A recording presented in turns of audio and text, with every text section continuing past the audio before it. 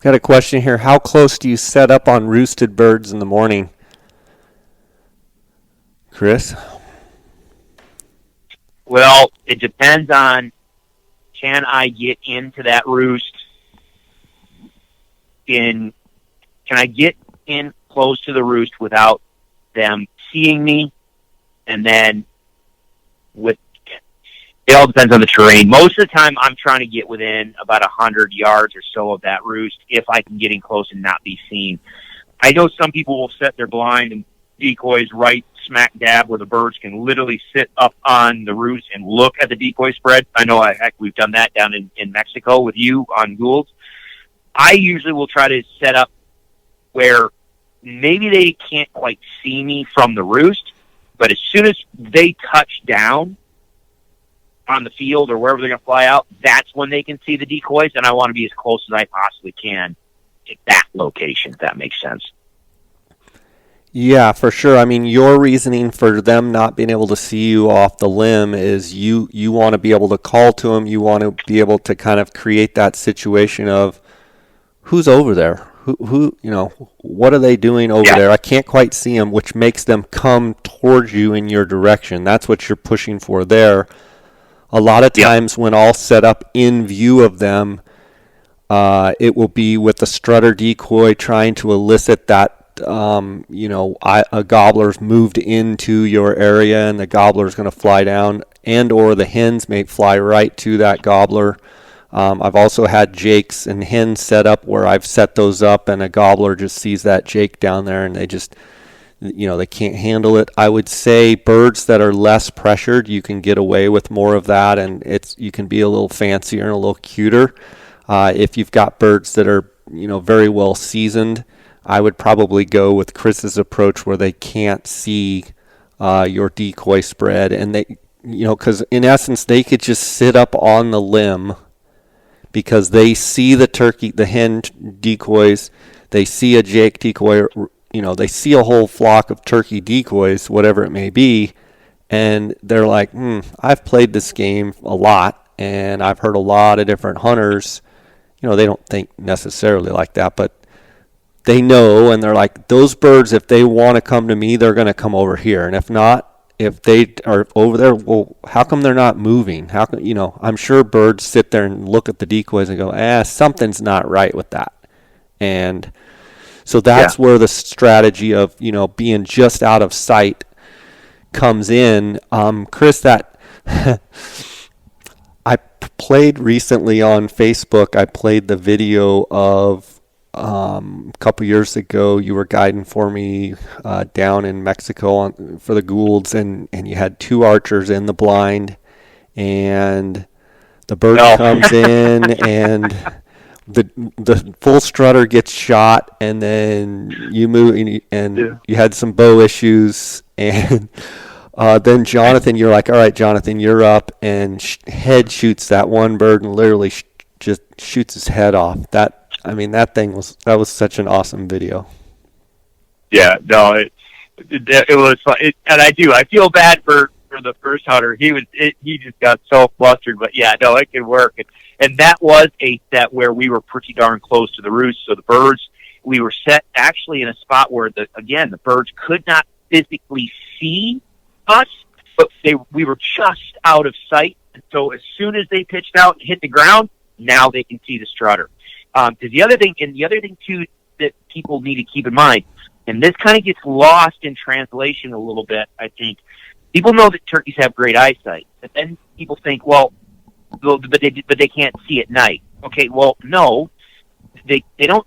They can't see at night like deer do. But turkeys, their eyesight is much more.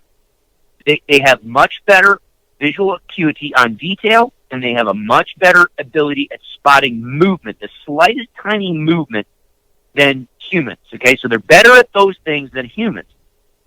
And they do see color. That's why the turkey's head is red, white, and blue. They see just like we do, a little bit better in details and movement, but they see just about as good as we do in low light. So the other reason why I kind of like setting up just out of their visual range while they're in the tree is because if you're getting in there and you're trying to set up, now it's one thing if you're shooting a shotgun and you're just going to slip in, sit down at the base of a tree or a rock or brush pile or whatever, get your gun on your knee. That's one thing. But when you're going to try to bow hunt, and especially if you're going to try to do it with a ground blind or you want to put a decoys in it, the more movement you have out under that roost, if you're going to be doing stuff under that roost, it needs to be pitch black. And you've got to be dead quiet. And you can't have a headlamp on. Oh, golly, thank you for that. And I say that, but I you would think that would just be a given, but no.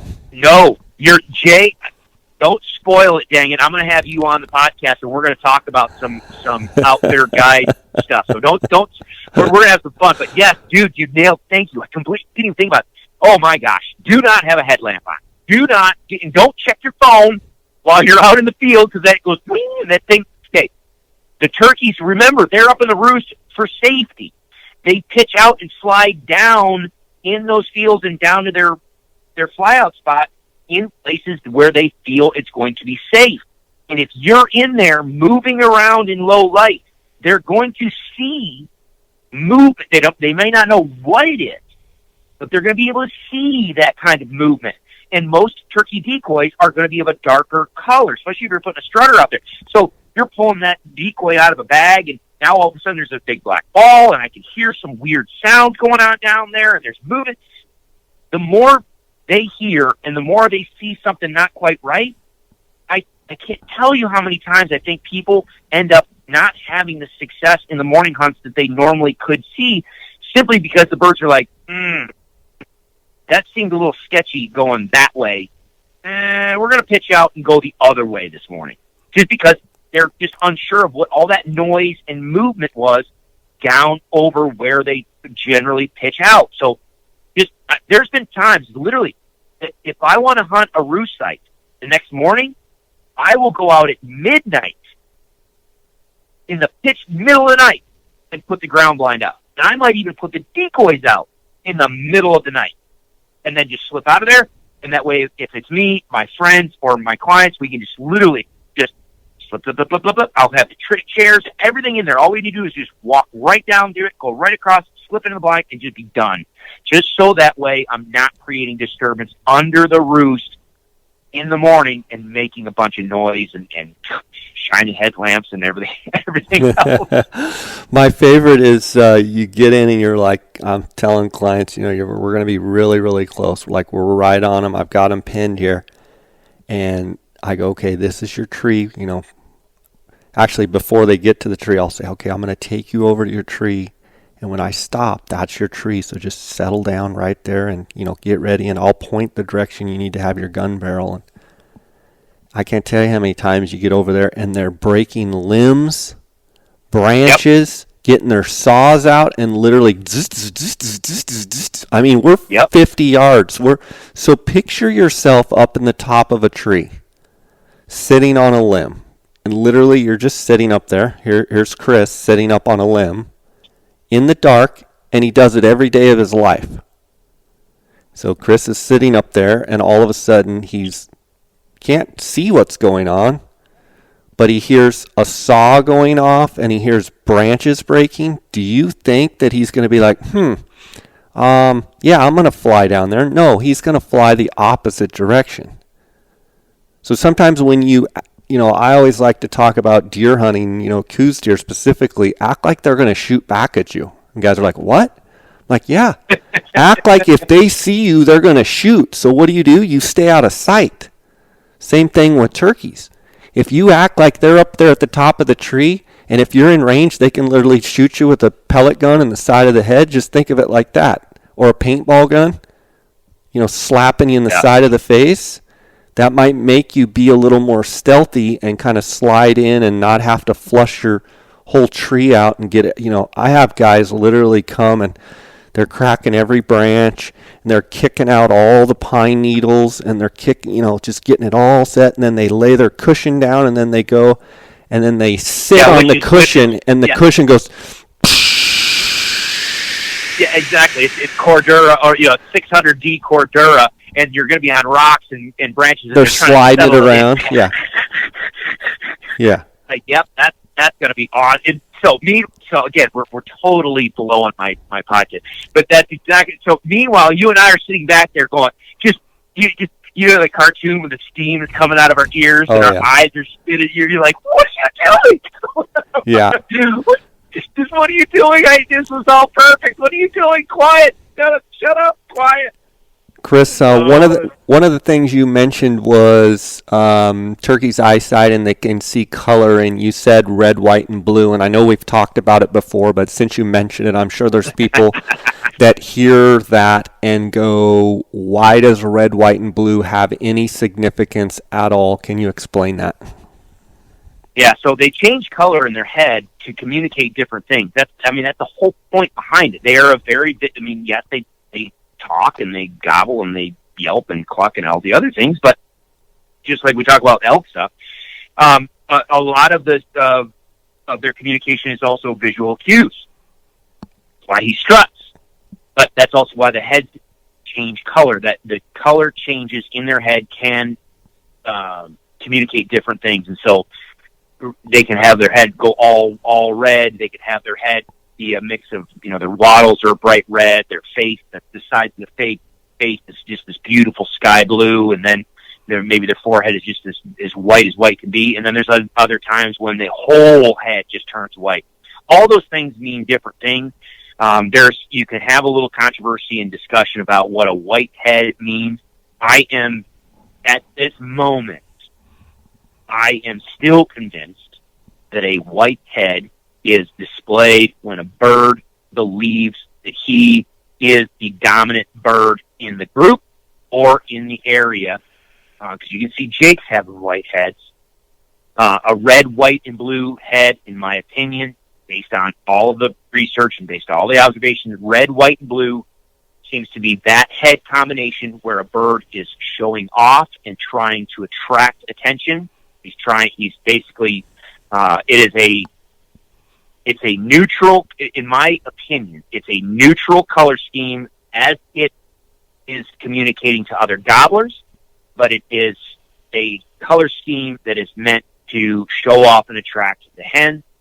And then a all red head can mean anything from, aggression or distress or nervousness, or there's a number of different situations where you'll see an all red head. But the red, white, and blue is my preferred color scheme, just because I have some birds in my area. You might have a 2-year-old bird that just got his butt whooped in all these other places. I want him to feel as though my decoy is neutrally speaking to him and is just simply trying to show off for some hens. So that way, if the real gobbler comes in and he's a little shy, he doesn't feel threatened by the strutter decoy that I have. And if he's aggressive, well, he'd come in and just beat the piss out of it. But no, red, white, and whenever I talk about a turkey's head, you're right, Jay. I kind of automatically default to saying red, white, and blue because that's the one I prefer. How do you hunt turkeys in cold, rainy weather? Sleep in. That's what I was going to say. I don't. One of the things that, there's guys that are forced to only have 2 or 3 days where they're able to go hunt because of, work or what have you. I've been fortunate to be able to hunt turkeys, for a long time now and hunt them for, 30, 40 days in a row. And, if I know that it's going to be just horrible weather, a lot of times I won't go out. But to answer your question, there's several things that you can do. One of the things that comes to my mind, if you know it's going to be raining and cold and just nasty, is you can get in some of these ground blinds and use that for cover. And I'll have Chris speak to that because you actually can, you can even pack in a little, heater of some sort, and most blinds are pretty water repellent and keep the water off you, and you can warm up inside the blind. Another trick I've seen, Marvin Robbins, who's passed away, he was an old timer, a mentor of mine, and a lot of people here in the Arizona area. He used to do a lot of turkey seminars. He would always say, I always carry a couple bread bags, plastic bread bags, and I put my box call in the bread bag, and then I got a rubber band and I sealed the bag up, and he would actually play up on stage the box call inside the bread bag, and it sounded the same. It basically sounded pretty much the same, a little bit quieter.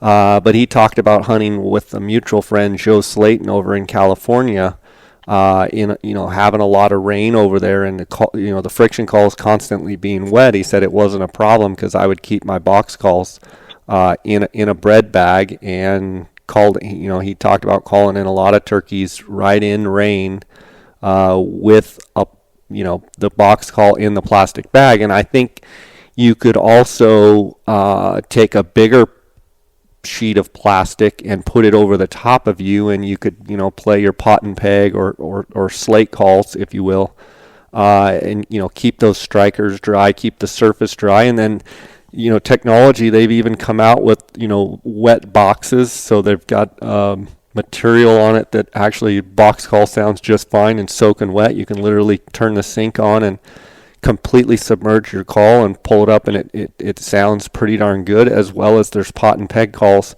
where they have strikers and surfaces that work just fine wet. So if you're hunting and know that you're probably going to be encountering some weather, I would look into those things. Chris, do you have anything to add there? Yeah, no, there's, like you said, there's different ways you can keep your calls dry if you're using friction calls. The other thing, too, is for us, from a behavior standpoint, a lot of times you might not see those birds out, the gobblers out there strutting very much. They just might be kind of puffed up and just trying to beat the cold weather themselves. But I do see oftentimes there can be times where, depending on how the rain and wind is going, don't be surprised to find some of those birds staying out in some fields. Now, if they have the ability to get in out of the weather in some like cedars and some thicker areas, okay, that might work. But in certain habitats, I've also seen them just stay out in the fields because it's just safer. They can see a little bit better if it's just loud in the trees and in the cover, and the rain is just hitting everything and everything's moving and blowing around. It's very hard for them to keep tabs on any possible predators, and so you can see them just kind of head out into the open a little bit more. You just have to have a little bit more patience. You got to figure out where the birds are going to want to be. I do out here in my country where you have those areas of cedars. Those can be great because even if the wind is blowing and the rain is coming down, there's still a quiet area. So and you don't have a lot of movement going on, so they can get in and around those pockets of cedars and take cover, especially out of the wind. But I've also seen them out in a wide open field, and you just got to, again, you got to figure out where they want to go, what their pattern is, and I agree with you wholeheartedly. Get yourself in a ground blind if you can do it. And just bring in a little buddy heater, and don't be shocked that sometimes those birds will stay on the roost longer in the morning as well. So just have some patience, sit it out, and because the birds are going to be out there. I mean, it's not like they can go to their house and sit in the living room and watch TV. They live there. They're not going anywhere.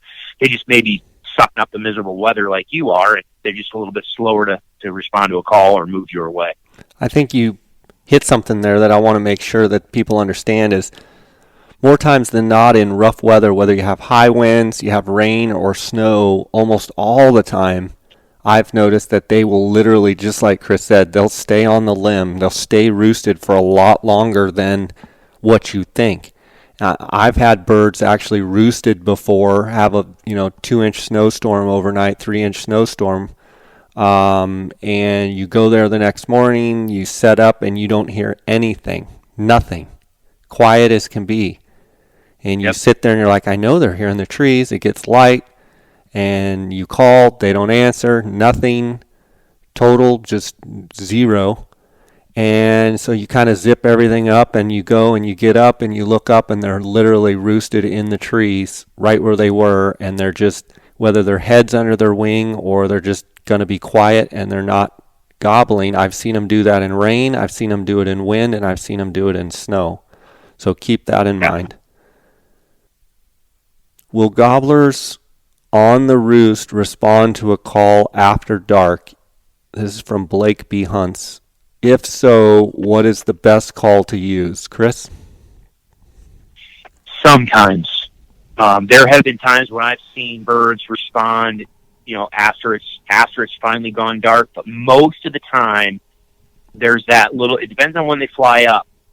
If they fly up to the roost early in the evening and there's still plenty of daylight, you can have them up there just gobbling like crazy for, 30 minutes. But there's been oftentimes, just like Jay said earlier, about, them just making a mad dash to the roost. They may make a mad dash, with the last 10 minutes of actual visible light. They fly up to the tree. He might gobble once or twice, and then they're shut down. They're going to bed. So typically, I usually anticipate being able to get a bird to gobble or hearing a bird to gobble by about the time it gets dark. Maybe a little bit after that. But if you're talking, well, it's dark and now it's 15, 30 minutes later, no, that bird is usually asleep.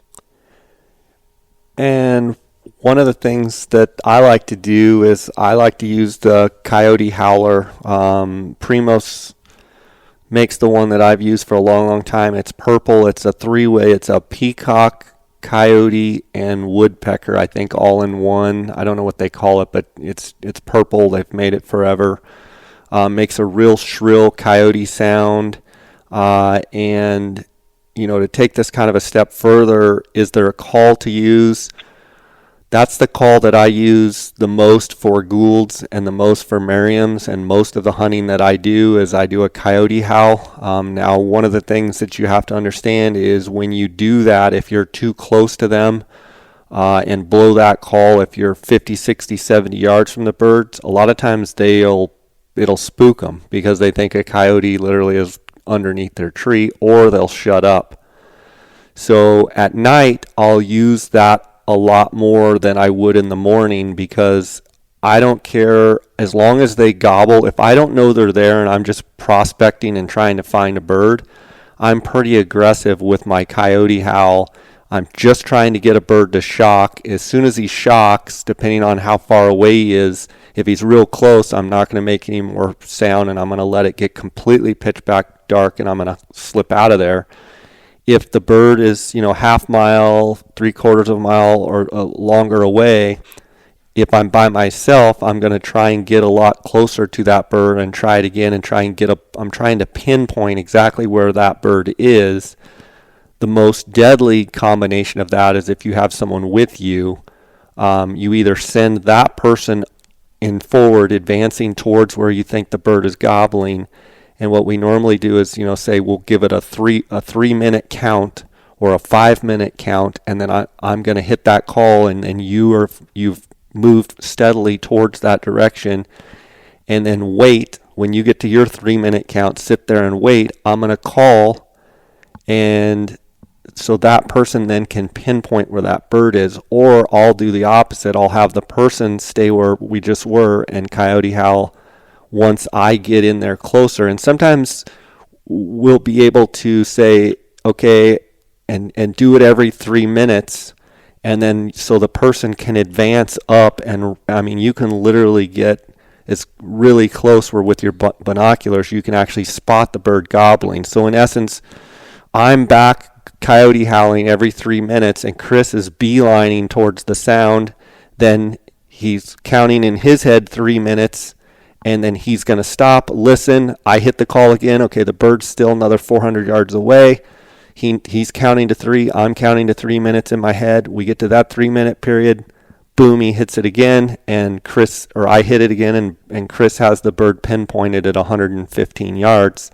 And then Chris marks on his OnX map, and then marks a physical, if there's an old blocked off road, he actually puts a log or puts a mark of some sort, stacks 3 rocks up, so that in the morning, Chris drags me right back to that spot and says, okay, here's my 3 rocks. We need to walk 50 paces that direction, and we're going to be right on them. That's how I roost birds. Chris? Yep. Anything to add? Yep. No. I mean, obviously terrain is going to make a difference on where out where I'm at. It's really relatively open, and so yeah, you're absolutely right. I will make sure I've got a spotting scope in the truck with me, and I can get up on these vantage points on the hills. Yeah, I mean, at this point now, on the properties I manage, I know right where they're going to roost. But if it's a new property, or if I'm helping somebody, I can just get to the top of the hill somewhere so I can see that river bottom. I'll listen, hear a gobble, and just get the binoculars out and start going through with a spotting scope. And oftentimes you'll be able to see them sitting up there. And then again, that's where you've got to, if you can get somebody out there with you, or you have the ability to just start, shortening that distance to where you can actually pinpoint, okay, that is the tree. And the thing that too, while we're talking about this, the other thing that is so handy these days is when you do have something like Onyx maps or Google Earth. Sometimes just with the terrain features and field edges and roads or ridges or whatever, you can figure out. You're looking on Onyx, it gives you a little blue dot where you are.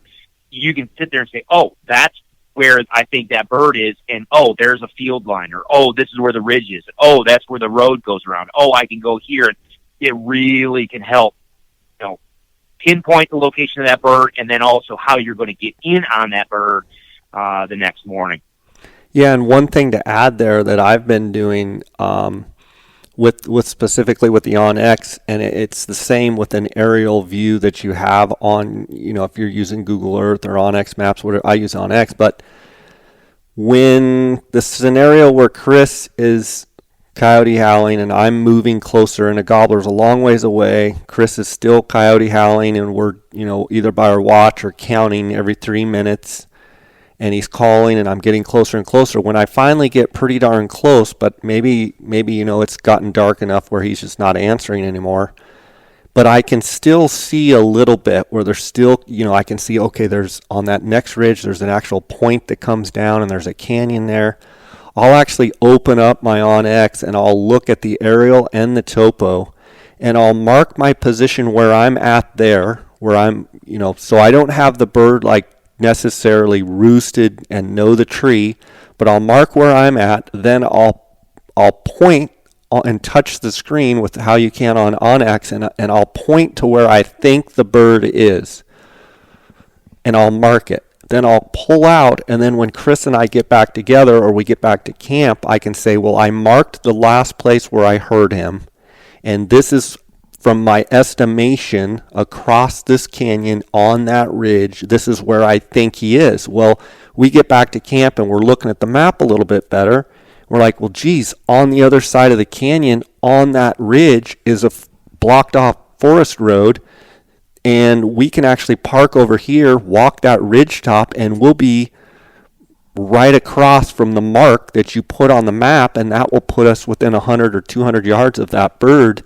I can't tell you how many times by marking where I'm at, the last place I heard him, and then marking where I think the bird is, just dials me in that much closer to being able to either A, find a different way in that's quieter and easier without having to cross a canyon, or B, it just allows me to have a better option to attack that bird. It's huge when you start using these mapping devices to kind of hone in where those birds are, and or let's say that something comes, we get back and Dar's got, guys, I got a group of 3 or 4 gobblers roosted. I think we can go. We don't even go to that spot the next morning.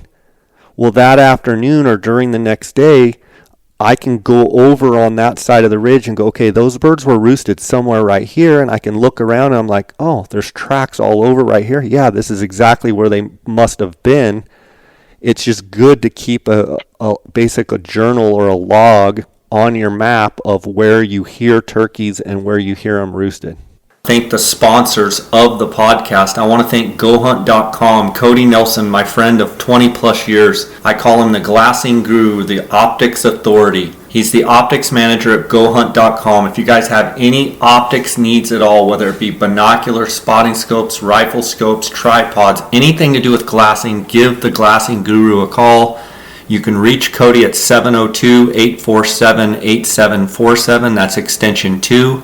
You can email him at optics@gohunt.com, or you can text him directly on his cell phone at 602-399-3699. Ask him any question either by text or by call. I want to thank Cody for all the work that he does with the J. Scott Outdoors podcast listeners. I also want to remind you guys it's application season. There's not a better hunting resource than the Go Hunt Insider. For a free trial, you can go to gohunt.com/jscott. You can also get a $50 Go Hunt Gear Shop gift card when signing up. I want to thank Kuiu.com, Kuiu Ultralight Hunting. Kuiu is the ultralight hunting gear that I've been wearing since 2010. Go to kuiu.com and you can order directly. It's a direct-to-consumer brand, and they have phenomenal gear there at kuiu.com. Also want to thank phonescope.com. Use the JScott21 promo code to get 10% off on all orders. Also, Apex Ammunition. During turkey season, the podcast gets sponsored by Apex Ammunition.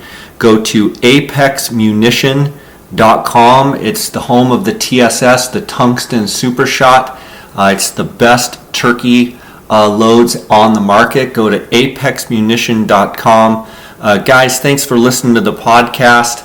I also want to let you guys know that are listening for Colorado information. I actually have a few elk and mule deer tags available in Colorado on private land if you guys have an interest.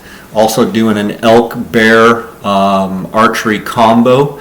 Reach out to me at jscottoutdoors on Instagram or jscottoutdoors@gmail.com. Reach out, and for more information, I'll be happy to share it with you. Let's get right to this episode. Do turkeys migrate like other animals seasonally or stay in the same general area? Chris? Depends on the species, subspecies. I can tell you Rio Grande turkeys in the Midwest are known for their long distance movements in the winter, to winter ranges. And then they will come back, moving up and down those river bottoms. They can move 7 miles or more up and down seasonally, just in their winter flocks. And then Merriam's absolutely will follow the snow line, and they will be in lower elevations in the ponderosa pine, oak brush stuff down in the winter, and lower elevations. And then in the summer, yeah, if you're in the higher mountain areas, like for instance, I used to hunt in north central Colorado, and those birds would move easily 10 miles up and down. It's, on terrain miles. I mean, it may only be 5 miles from point A to point B, but they've got to go over 3 different mountain ridges to, small mountain ridges to get from their summer area to their winter area. And their summer area was above 10,000 feet, and their winter area was down, 7,000 feet. So absolutely, they will move long distances, and that's why you've got to pay attention. In the mountainous country, you've got to pay attention to where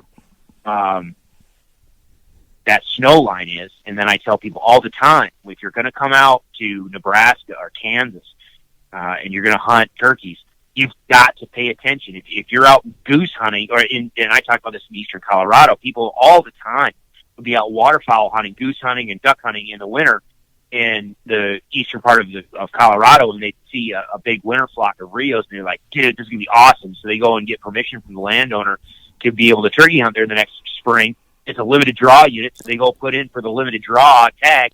They come back there in the spring, and there's not a bird around because they're 5 miles down the river bottom on somebody else's, completely different property with a different ag field. So, yeah, they will move quite a bit. You've got to pay attention to that.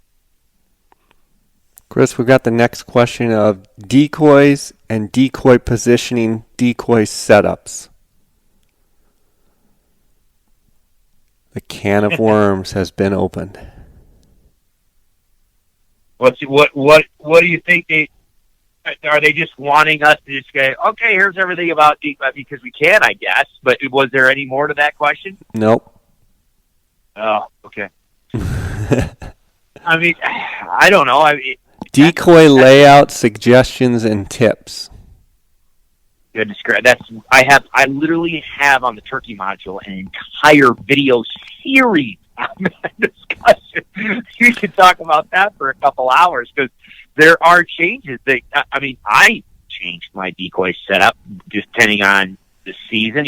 Early season I'll have more decoys, strutters.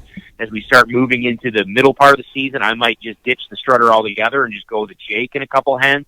And when we start getting towards late season, sometimes I might just have a single hen out there. There's times where also I had a question come in similar to this. Is somebody said, well, if all I can do is afford one decoy, and if I could just buy one decoy right now, what would I get? And, man. So how do you want to? It's like saying if you could only afford one bullet. Well, I mean, it's like, man, you're kind of limiting yourself. I tell people, for me, if I'm just going to buy one decoy, I think now I for the bulk of the season, for a variety of different reasons, I think I've kind of settled on I would probably take me personally, and I'm not, and I know you and I have ribbed each other relentlessly about Avian X versus Dave Smith decoys. I do like the body position of the Avian X Jake. They have the blow up version, and they've got the HDR, the plastic version now, the hard body one now. But I like that body position because he demonstrates a submissive posture, and I can do a lot with that decoy. So I tell people, you know what? I kind of lean towards having a Jake decoy if I'm only going to buy one, because I can pretend that the hens, my calling, simulating a bunch of hens talking, I can set up in places where, okay, it might be difficult for an approaching gobbler to actually see the hens that are maybe in some sort of cover or, out of view. But behaviorally, a Jake or a gobbler would be out in the open so that he could show off or strut or do whatever. So I can have a single Jake set out in front of me and still have a plausible scenario that the gobbler doesn't need to see a hen per se. Because the other thing too is, and the reason why I lean this way is because biologically hens are supposed to go to the gobbler. So you'll hear a lot of people say, and I talk about that in the video series, we started out with decoys, it was always a hen decoy. Why did the industry start bringing Jake decoys to the market? Well, because biologically the hen is supposed to go to the gobbler. So you'd have a lot of times where, back in the old days, and even today, where you can put a hen decoy out there and the gobbler approaches, he sees the hen from 80 yards, 100 yards out or 80 yards out, and he just stops and struts. Because biologically the hen is supposed to go to him if she wants to breed. And the only way to get him to finish and come into the setup is if he thinks there's already a gobbler or a Jake or a male turkey on scene that now he has to display, he has to, kick out of there, assert dominance, whatever. If you put a Jake or a Tom decoy in the mix, well, now that gobbler needs to come all the way in. But that's where we have the discussion of what period of the season are we in, because early season, when there's a lot of displaying going on, and there's a lot of interspecific competition between gobblers for buying for hens, okay, a strutter in that mix actually works well. But you get to a point in season, a lot of places, all of a sudden, now gobblers have just been beaten up 8 ways from Sunday. They've all established their pecking order. They all have, established their areas of operation. They may not want to come in on a situation where you have a strutter.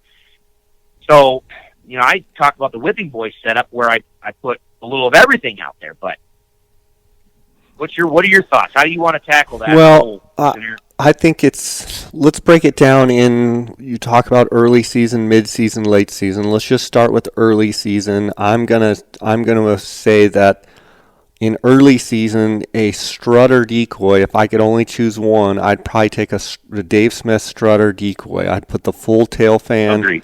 And I'd put the old school strutter, where we'd put the wings on.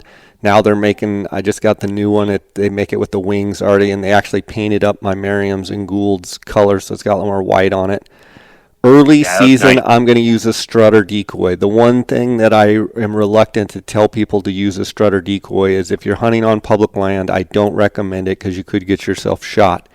If you have access to private land and you only can take one decoy, I would go with a strutter decoy. Like Chris is talking about, they're trying to establish their pecking order. There's a lot of, shenanigans going on early and fighting and trying to establish who's dominant and who's subordinate and what have you.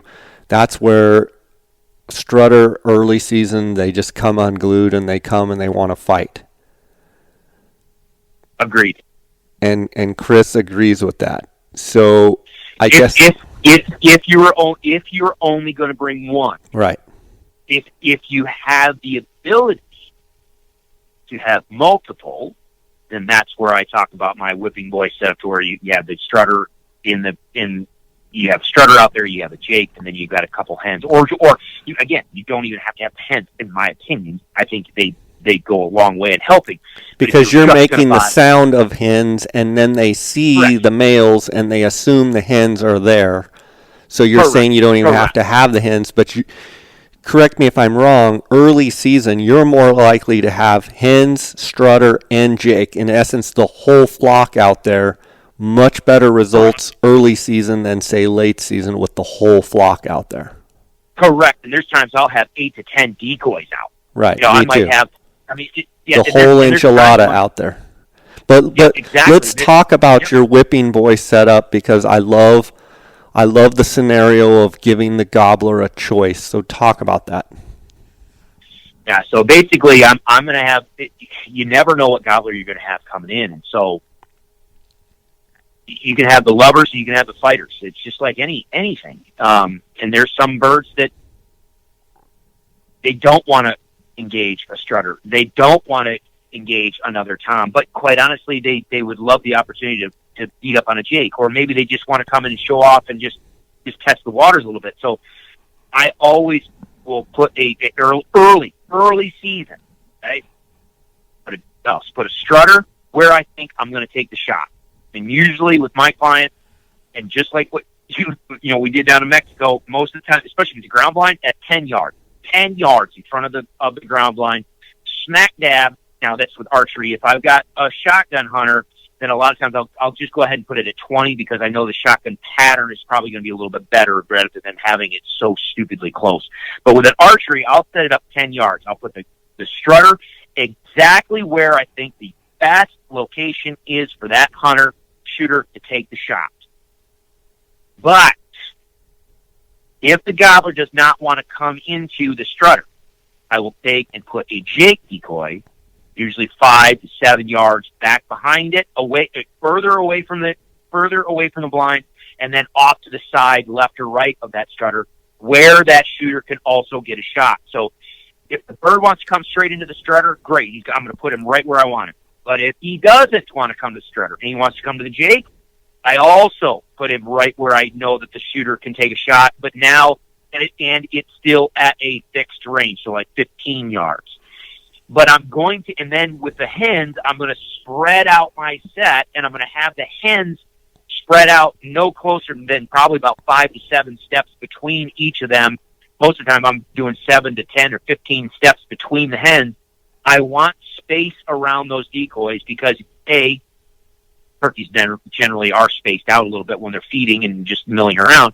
But more importantly, I want that bird, that real gobbler, if he doesn't want to go after the strutter, if he doesn't want to go after the Jake decoy, but he wants to come in and strut for the hens, he's got room in which he can move in and out of the hens without getting too close to the 2 male decoys, if that makes sense. Chris, let's pretend that you're to give people a perspective of, you're basically creating a triangle, but if you're looking at the face of a watch, it sounds like you're having the strutter at 10 o'clock and you're putting the Jake at 2 o'clock, and the hunter is sitting in the center of the watch. And then you're also... Go ahead. No, let me change. I see where you're going with your analogy. Let me change it a little bit, if I may. Yep. My the hunter is at 6. 6 o'clock. Okay. At the 6 on the face, we're looking at the old dial, the old arms on the clock. So the hunter is sitting on the number 6. My strutter decoy would be dead center in the middle of the clock, where all the hands of the clock come together. The strutter is dead center in the middle of the clock. And then depending on if my hunter is left-handed or right-handed, and that's just on how they like to shoulder this gun or draw their bow, I will put my Jake decoy at 10 or 11 o'clock or 1 or 2 o'clock. Does that make sense? I assume 10 or 11 if they're right-handed and 1 or 2 Yes. if they're left-handed. Yes. Yep. And then where will you feather the hens out from there? The hens will be more like 3 o'clock to 4 o'clock, but more back towards the blind, not out towards the incoming bird. You want correct. You want your gobbler to be out in the middle. You want your Jake for a right-handed shooter to be out to the left about 7 to 10 steps. And then you want hens feathered back towards the hunter at 6 o'clock so that they have the option to skirt not only the Jake and the strutter, but skirt around for a right-handed shooter. That gobbler would kind of skirt, not mess with the Jake or with the strutter, and come straight over to the hen. Exactly. But it's just deadly. It's just deadly. But wouldn't you say 99 times out of 100, the incoming gobbler is going to, early season, is going to engage either with the strutter or either with the Jake, and it would be fairly rare to not engage them at all and come to the hens? Correct. Yes, and that's why I put those two right exactly where I want them to go. Yep, absolutely. Sometimes they will run right by the Jake and then just go straight to the gobbler. Sometimes they stop and beat up on that's why I call them the whipping boy. Sometimes they'll come smoking in and they'll go straight to the Jake because they're like, nah, we're going to kick his butt first and then we're going to come over to the strutter. And so depending on the hunt and how, I watch everything unfold just like you do with our hunters. A lot of times I just tell people, just watch the show. Let them go ahead and beat up on the whipping boy. Let them beat him up. And then as they settle in and start strutting and maybe working their way to the gobbler, then you shoot them, or let them go beat up the gobbler too. And then when they're all done, then you shoot them. That's the beautiful thing about these ultra real decoys these days. I did finally buy the Dave Smith. I got the Jake strutter. I just like the idea of having just a small, and I like what Dave Smith. Yeah, I like what Dave Smith did. Is they didn't make it so Primos. I've used the Killer B for years because I like on that because the tail moves. It's on a spring-loaded little deal. I love that from a wind standpoint. I talk about that in the other videos, but I do like the fact that Dave Smith made their Jake strutter only about 20% smaller than their biggest. So it's not a giant decoy, but yet it's not stupidly fake small. You know what I mean? It's a good size. It's easier to handle. It's a perfect ass kicker. It's exactly it, because a real gobbler comes in, and again, behavior is key. Body size matters when you are in a conflict. The bigger the guy you are, the more likely you're probably going to beat up on a smaller opponent. And in the world of animal conflict, body size matters. So and a real gobbler comes in there, even though he may have gotten his butt whooped a time or two, and he's a subordinate technically within the real flock, he might be a subordinate Tom. He comes in and sees a bird that's 20% smaller than him, or at least smaller. That just gives him the confidence to be like, okay, all right, I can take this guy. So yeah, I did like the fact that you can put a broadhead in the middle of a Dave Smith. You unscrew the arrow and just keep going. Keep on ticking. Okay, so that's your early season, your whipping boy setup, and then do you let an encounter dictate that all of a sudden, okay, now you're mid-season and you're going to do a different scenario, or do you just know that, okay, I know right about now is when we're going to taper, or we're going to change the full flock setup with the whipping boy setup, and then what do you go to from there? Yeah, I'll let the birds dictate it, because I mean, different flocks in different areas, even on our different properties, can be different. So if you spend a lot of time hunting through the season, you'll be able to see this yourself. So I use the birds to tell me when I need to pull that strutter, and typically that's what I do. Is I pull the strutter first.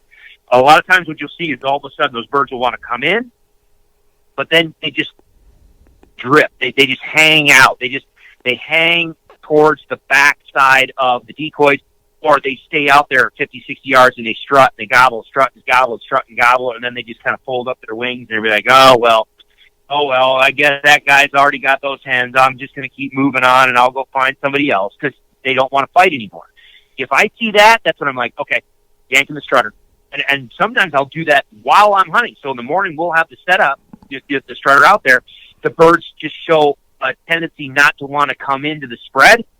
If they wander off, but I'm in a spot where I know they're going to loaf for the bulk of the day, I'll just sneak out of the blind, or I'll sneak out of our set, go over, grab the strutter, yank him out, put him in his case, tuck him away, get back in the blind, and just sit and call and see if I can get them to circle back and look.